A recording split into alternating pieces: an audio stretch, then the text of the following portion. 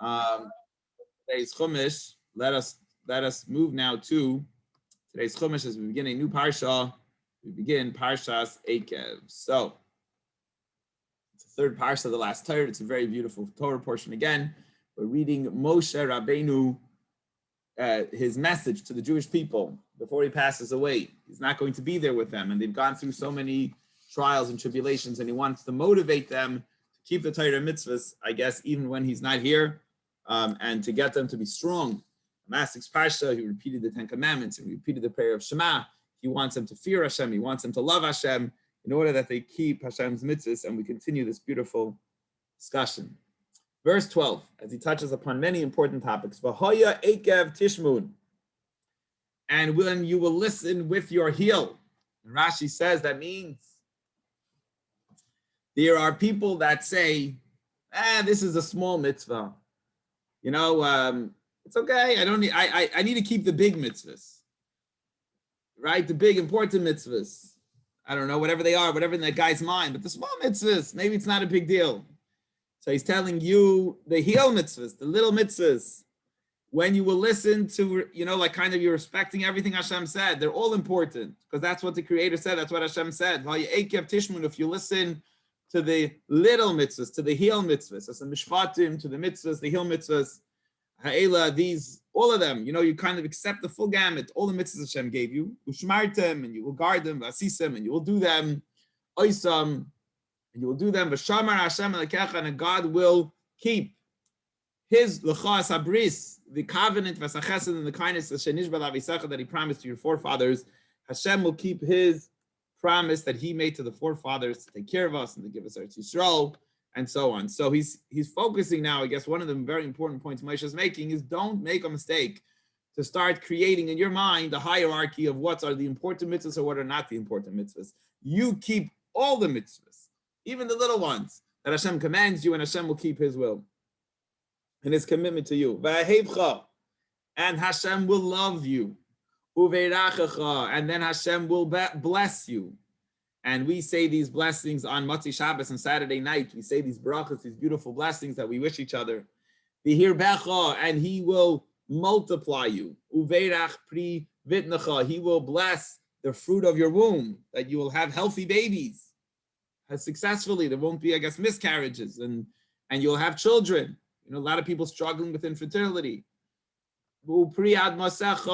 And the fruit of your soil, fruit of the womb, the fruit of your soil, the gancha, your grain, the siroshcha, and your wine, grapes, v'yitzarecha, and your oil, shigar alafecha, the offspring, the babies of your cattle, v'ashrei seinecha, and the offspring, the choice of your flocks, ala adama, in the land, the shenishba that he promised your forefathers, to give you. You'll have a tremendous financial success, he's telling you. You're going to have healthy babies. You're going to have tremendously growth in the fruit and vegetable area.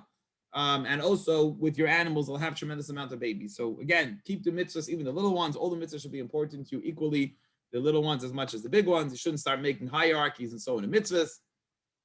And Hashem will give you all these beautiful blessings. Rashi just says, some of the terms here, he explains shigar alafecha. When he explained the cattle, the offspring of the cattle, it uses a term which is coming out, like the giving birth. And ashrei seinecha, there's two ways to explain the sheep having a lot of babies. Either that very good quality sheep. Another term is that you should have lots of flocks. And the reason they're called ashrei is because you become rich. So I guess it's a very good investment, a very good growth on investment, and make the owner very wealthy is if they have lots of sheep.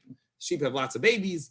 I guess you have lots of wool and you have lots of more sheep. So that is a good, and it seems like that could be a very successful investment. And he's telling you, you have a bracha from Hashem. If you keep even the little tiny mitzvahs, that they're all important to you, this is what takes place.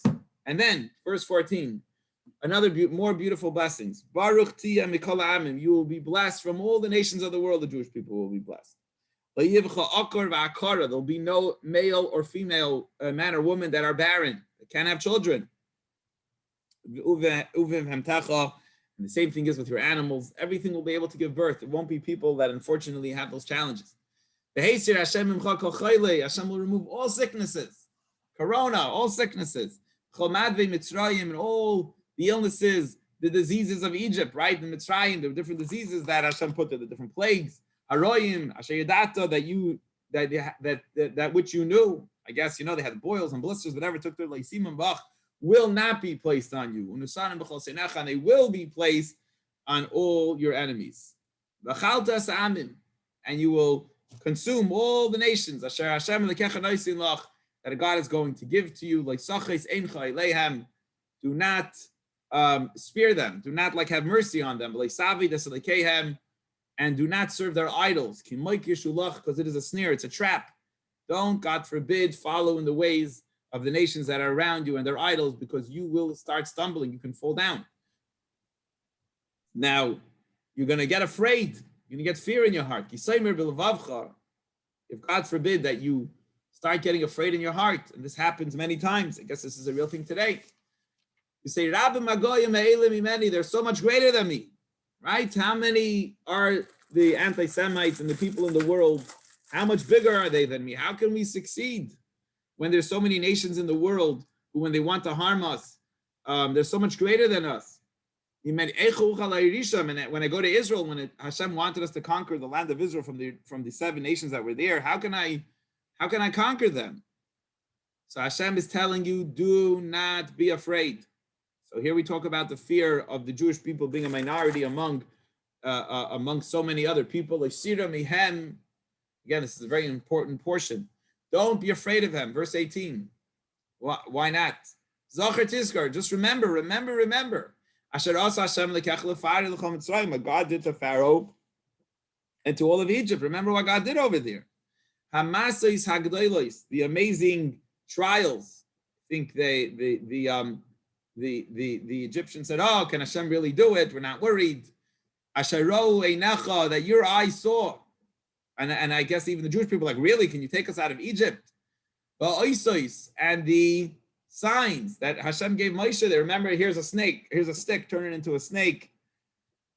And the wonders, the unbelievable plagues, the makos, the 10 plagues that Hashem brought, Vayada Chazaka, especially the last, and this plague of pestilence with Hashem's strong arm that Hashem brought on the Egyptians, Vazroi Netu, in his outstretched hand, which is Hashem killed all the firstborns, the unbelievable miracles that took place.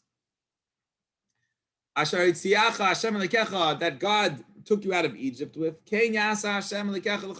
too God will do with all the nations. That you're afraid of them. What are you afraid of? Just think back. I think this is a lesson in life. You know, we're always nervous. There's always things to be afraid of. But think back how Hashem took care of you until this day. Specifically, he's telling you about the fact that Hashem took us out of Mitzrayim. So why are you scared? When it comes time and Hashem tells you to that original time when you came to conquer Israel from the 7 nations that are there, and they're much greater than you, what are you afraid of? And there was a certain kind of a flying insect, maybe a wasp or something. It used to spit poison. And there were people that would hide from the Jewish people, maybe to attack them in ambush. And Hashem got rid of them by sending these bees that they would spit poison into their eyes. They would blind them, as well as they would make that they couldn't have, castrate them, that they couldn't have any more children. That's what the commentaries say, because they were not allowed to. Hashem didn't want them to continue living in Israel, so he wanted to stop their ability to have more children. So Hashem is telling the Jewish people, what are you afraid of? This special flying insect called the tzira. Hashem will send to them until the people that are remaining there, that are hiding from you, will be lost, will perish because of these special insects that Hashem is standing in front to fight the people. So basically, Hashem is fighting for you, ahead of you, so don't be afraid. Don't be terrified of them. Don't be afraid and don't be terrified. Because God is among you. El Gadol v'Noira, he is awesome and great God. And Hashem will drive out, will remove all the nations that are there from before you. Miyat ma'at. Very interestingly, Hashem will do it slowly. Hashem won't have you have the nations that are there just quickly do an exchange, move out and you move in. I'm not going to allow you to chase out those nations quickly, because there's another problem that will happen if they move out. you know what's going to come in these areas. There'll be a lot of wild animals. I know snakes and scorpions that are in the desert in Israel, and it could become very dangerous for you. So Hashem on purpose is going to allow them to stay there, the other nations that are there. It's not going to be a clean sweep, quick sweep as you move into the land of Israel, because deliberately Hashem doesn't want them to leave. As long as you're small and you become more, then I guess you'll conquer and expand. But Hashem doesn't want them to leave it uninhibited because of the fact that they'll become dangerous. Now Rashi asks a question.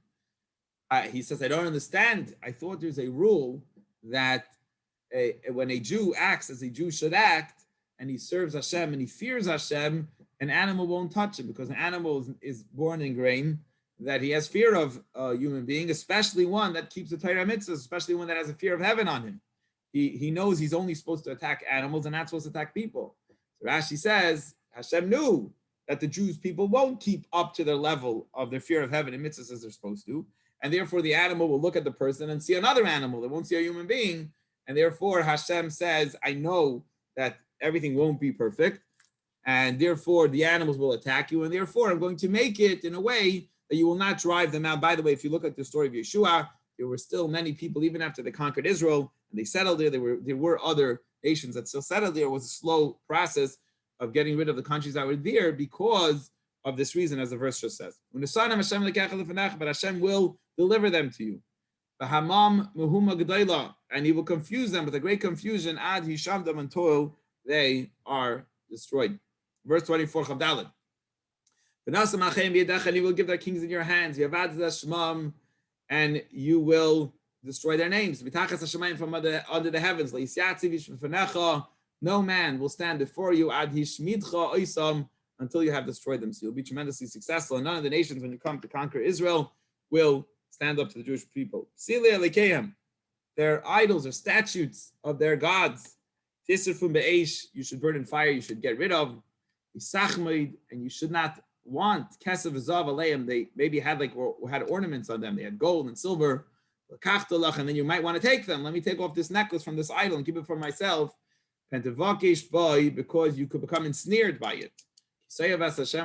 Because it is despised, it's abominable by Hashem. So we know how much Hashem hates idol worship. And if you start taking off the jewelry and the gold and silver off these idols, and maybe you want to keep it and so on, you're playing with fire basically, because you might become very attracted to it, and then you might want to partake in it. And we know how dangerous that is for a Jewish person to be involved in idolatry. It's very interesting what he says. Don't bring these abominable things into your house. God forbid, don't bring it. And you will be destroyed like it. So basically, you're going to bring it into your house. You don't want to bring this kind of stuff in your house, because then you're going to become like that stuff. Shakitz tishaktsenu. You should utterly detest it. The Jews should not like it at all. They should detest it. Sav tisavenu. We should abhor it.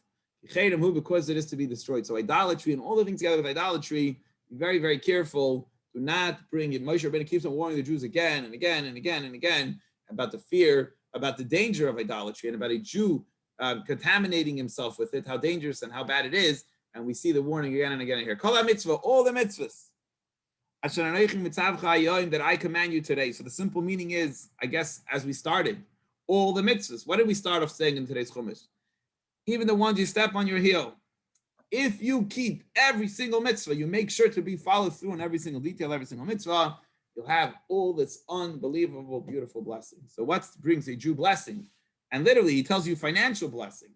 Your animals and your work, right? And your fruit and vegetables. You want to know what brings it to you? The fact that you keep all the mitzvahs. That's what it says.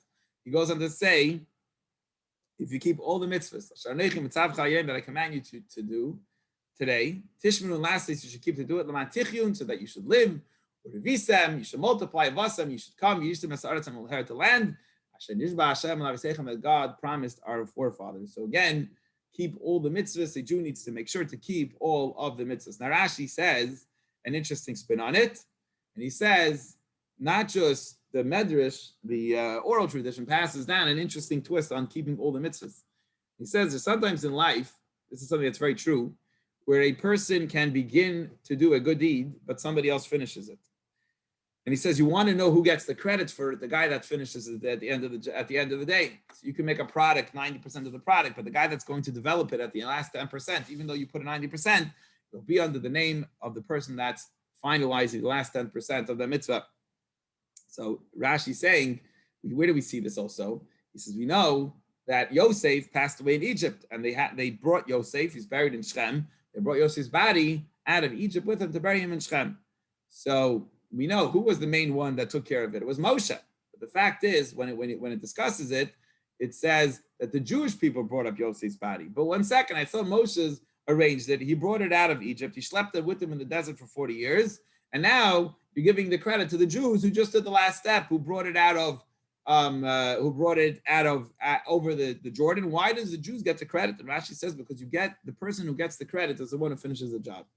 So he's telling you the importance of not just beginning a mitzvah, but completing and making sure to do the whole mitzvah. Anyway, moving right along. And remember the whole way. I guess again, talking about the fear, don't be afraid. Right? So today's chumash is really about not being afraid. That Hashem led you in the desert for 40 years by Midyar. And here's very interesting how he describes. Now, for those of us who remember the description in the desert, it almost seems sometimes that Hashem set them up for trouble. Because like God, he didn't give them food until they were holding their last meal. And then they freaked out at Hashem and they said, oh my gosh, he took us here to die in the desert. Now you might ask a question. Well, why is God taking them to the edge of the cliff to the last meal? I don't know. They had 100 meals.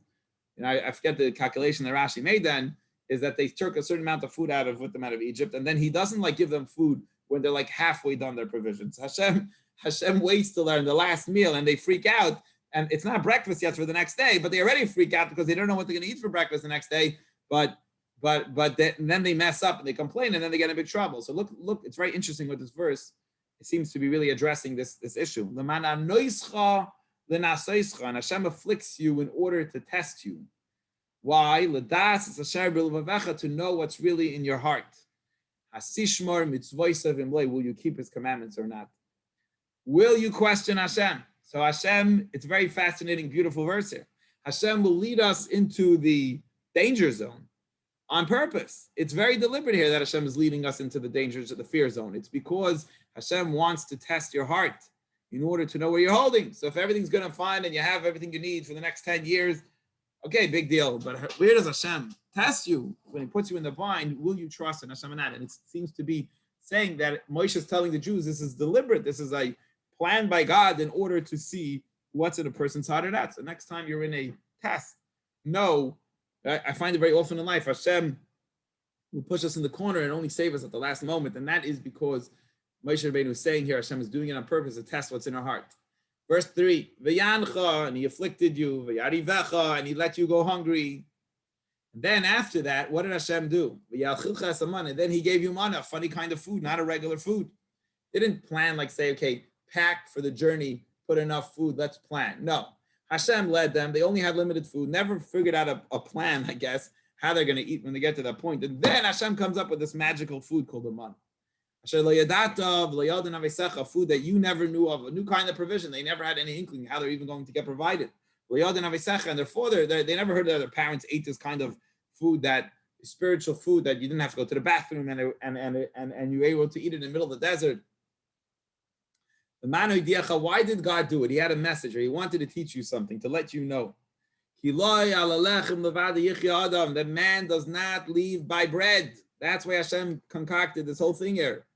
Whenever God decides, what makes you live, you should know your life is depending on Hashem.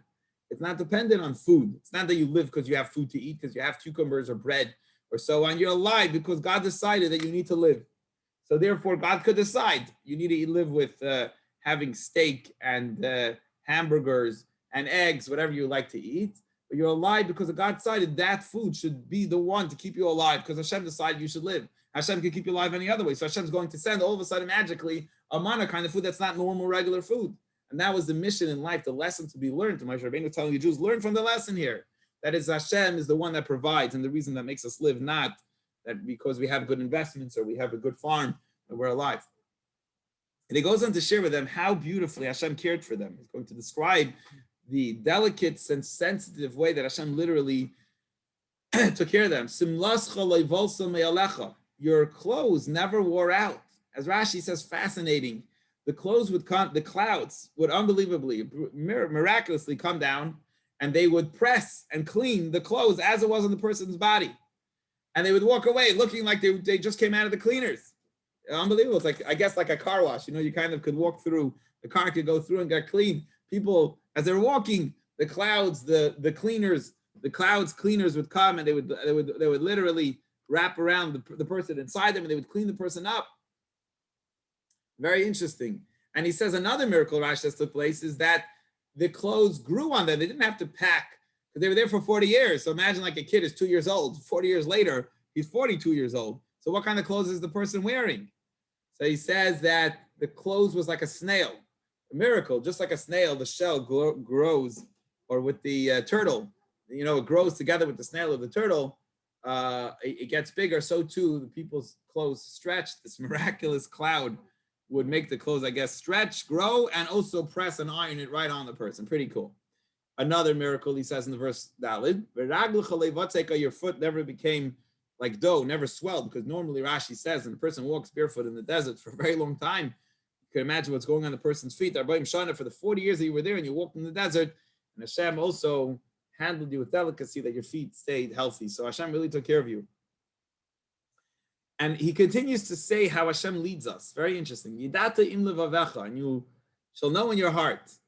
Ki kasher yaser ishas b'noi, just like a parent chastises. He disciplines. Parents discipline their child because they love them, right? I actually tell people that it's a sign, if I really care about you as much as I care about my own children, I'll be tough on you because I have the expectations from that person. You don't care about another person's kid as much as you want to discipline your own kids. So Moshe Rabbeinu is telling you Jews, look what's going on. Just like a father disciplines his son, Hashem chastises you. So Hashem is educating you and Hashem is teaching you. Don't freak out when something bad happens. It's out of love, it's out of beauty that Hashem is looking at you like a parent. You should keep the mitzvahs of Hashem lekecha. To walk in God's ways, and to have fear, Hashem. Verse 7. Because God will bring you God will bring you to a good land, a land that has brooks of water, rivers. Is fountains and depths that emerge into the valleys and the mountains, that the water is flowing all over the land. And in that land, as Israel, we know, is famously described to have these 7 things it's blessed with. Eretz Chita, it has good wheat. It has wheat there. U'sa'ira, and barley. The Geffen, and there are vines, grapes over there. U'se'eno, and there are figs. V'rimoin, and there are pomegranates. And it's a land, Eretz Zeis Shemen, of oil produced by olives, with vash and honey. And it's a very beautiful land, which you have all these amazing species that Israel is blessed with. Eretz not as poor. You'll eat bread, but not as a poor person, not with just drops of bread. They have a lot of good bread, a good bakery there. I don't know if you've ever been to the bakeries in Israel; they're pretty good. Like Sechsar Kolba, you won't be missing anything there. It's a land that has everything inside it. It's a beautiful land. Moshe is describing the greatness and the beauty of the land where they're going. Eretz Asher Avoneho Barzel, its stones are made out of iron. So the mountains will hew copper. You're going to dig, and you're going to dig out copper in the lands there. It has all these good stuff in the grounds. You're going to eat, and you're going to become satisfied. And you will bless Hashem. From here we learn, I believe, the mitzvah of Birchat Hamazon, that if you're eating, you're satisfied, you have to bench, you have to bless God. The good land, the Shanas and Lach that Hashem has given you. So you have to, when you get into Israel, you're going to start doing grace after meals, Birchat Hamazon. Thank Hashem for the beautiful land that He has given to you. Any questions or comments on today's Chumash? No? Everybody good? Okay, very beautiful blessing. These are blessings we say Saturday night when we bless.